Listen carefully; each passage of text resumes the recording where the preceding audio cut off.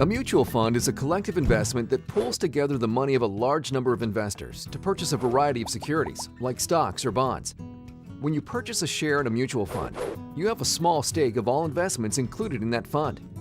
Think of a mutual fund like a basket of investments. When you purchase a share in a mutual fund, you are buying one share of this basket, and therefore have a stake in one small fraction of all the investments in that fund.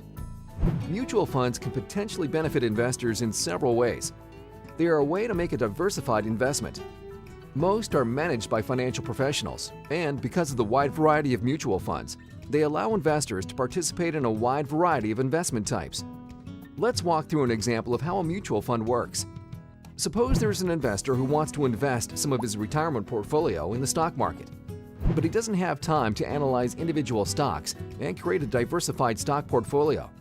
Instead, he decides that he'd rather purchase a mutual fund.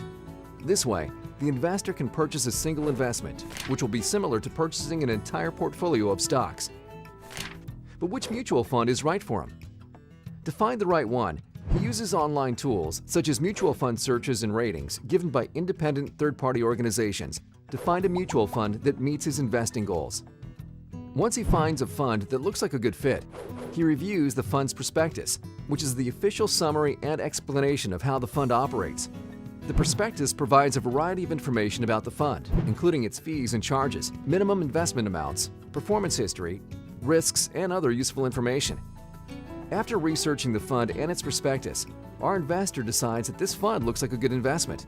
So, he buys the minimum required investment amount and purchases shares of the mutual fund. By owning shares, the investor now participates in the gains and losses of all companies held in the fund.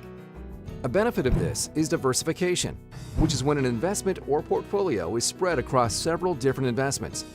Doing this can help lower risk. For example, if one company that the fund invests in has a rough year, the impact on the fund's total assets can be small, because that struggling company is only one fraction of the fund's total assets. Like most other mutual funds, the fund the investor chose is actively managed, meaning it is run by a fund manager or managers who buy and sell the fund's assets. Fund managers aim to provide the biggest returns they can for investors by using financial analysis and professional expertise. While a talented manager could earn good returns for the investor's fund, there is no guarantee of success. If a manager makes choices that don't pay off, our investor won't earn the returns he was hoping for. However, even if the fund doesn't perform well, the manager still collects a fee, which is paid from fund assets, meaning even lower returns. Management fees aren't the only costs our investor has to pay either.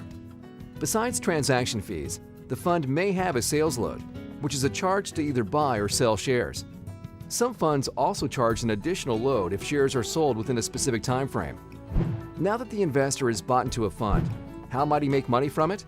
One way is through appreciation, which is when the fund's shares go up in value. Typically, when the fund's assets rise in value, the fund's shares do the same. Unlike a stock, the value of a fund's shares does not change throughout the trading day. Instead, the fund's value is calculated and updated when the market closes.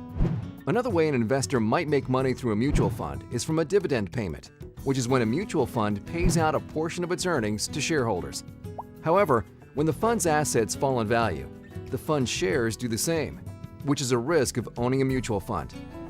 One benefit to mutual funds is the variety of mutual funds available. Our investor chose a mutual fund that invested in stocks. However, there's a mutual fund for almost every type of investment. For example, equity funds buy stocks, fixed income funds buy bonds, and balanced funds buy both. Some mutual funds may invest in a whole index, while some others focus on stocks of a certain country or market sector. Certain funds have different objectives as well. Some may look for riskier stocks in growing industries, while others will invest in more stable companies. There's a lot to learn about mutual funds and other investment options, and we've got the resources to help you get started. Take a look at more of our award-winning investing education